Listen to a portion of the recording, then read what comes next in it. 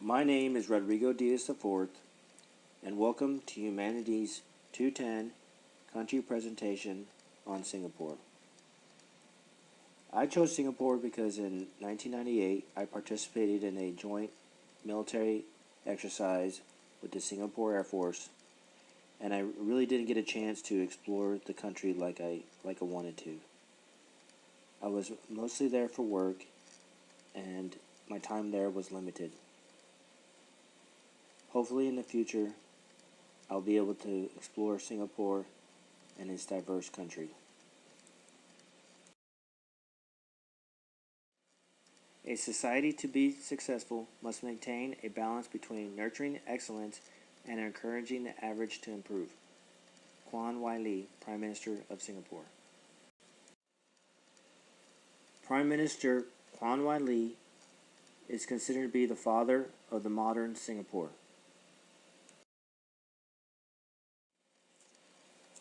Singapore, with a population of 5.3 million, is considered to be the world's most culturally and religiously diverse territory in the region.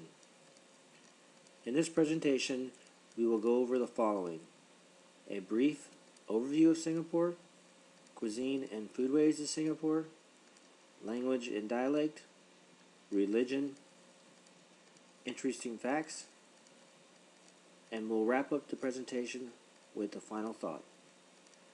Also, at the end of this presentation, there will be a slide with the utilized references. Although this presentation is only 10 minutes, I am hopeful I can cover topics that help define Singapore's culture.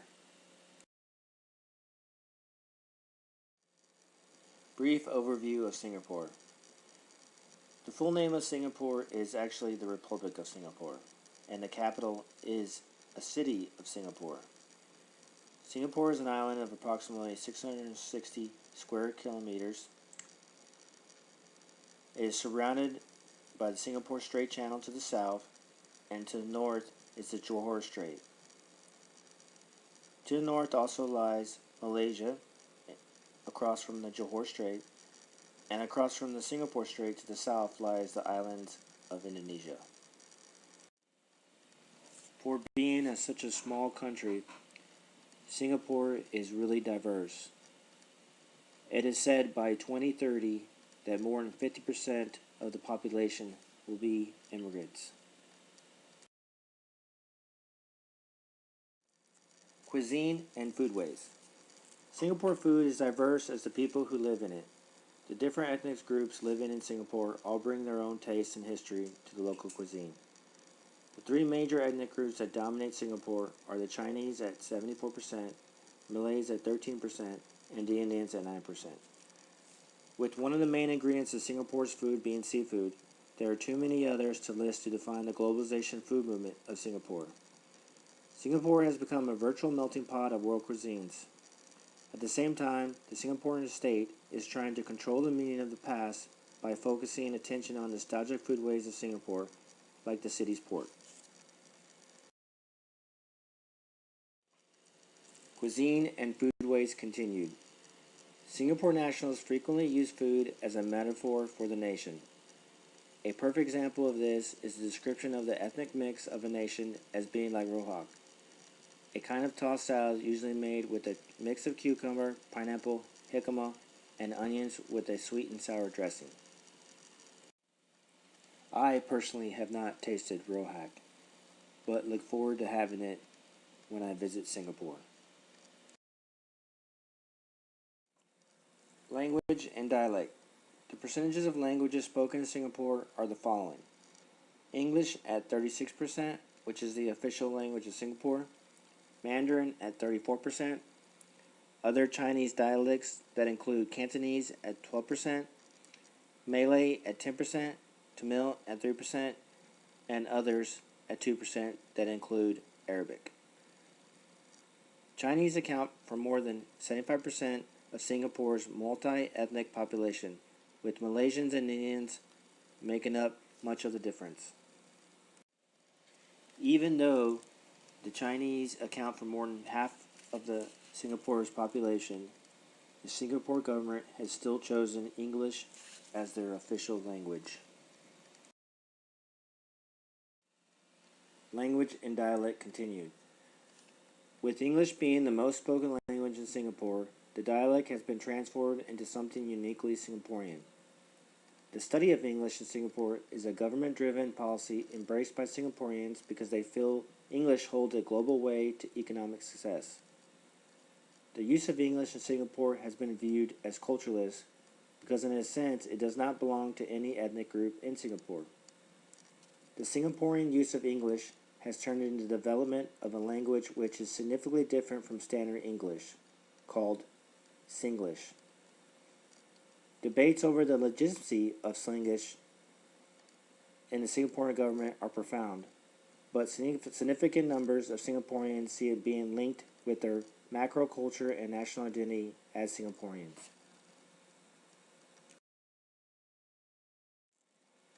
Religion.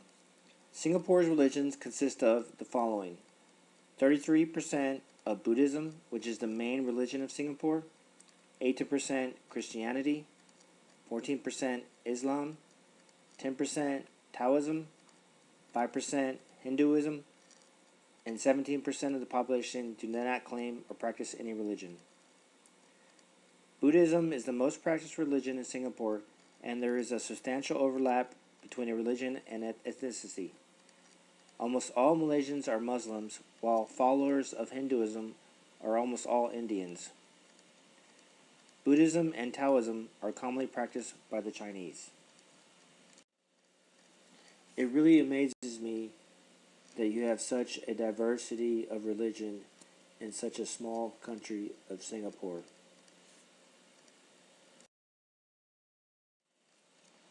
Religion continued. After gaining independence, Singapore's government has tried to establish a clear line between religion and politics.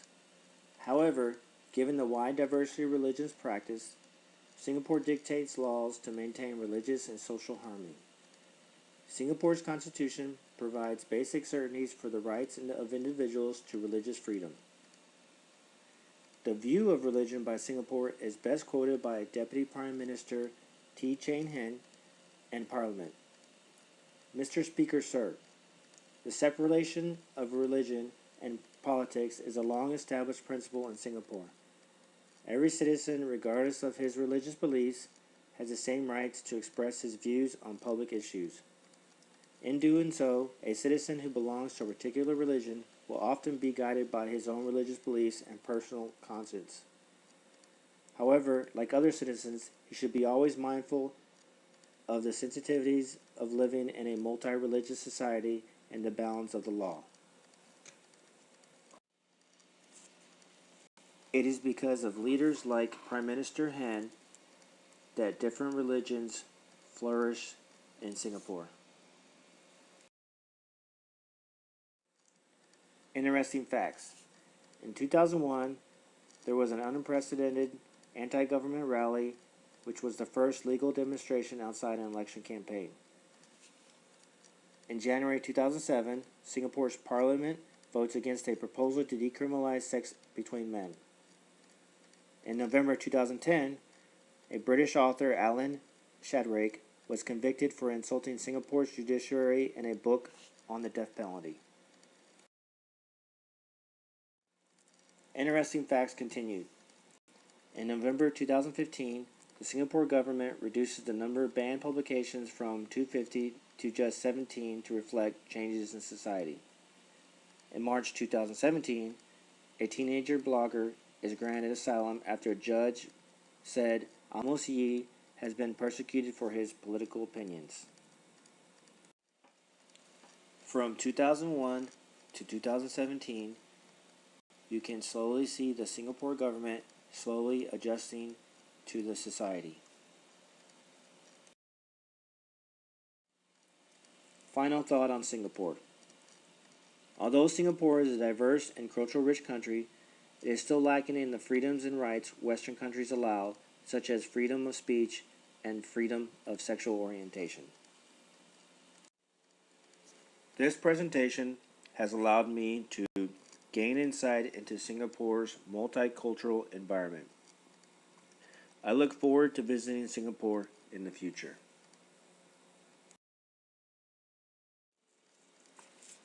This concludes the Humanities 210 country presentation on Singapore. Please refer to the references listed on this slide. Thank you.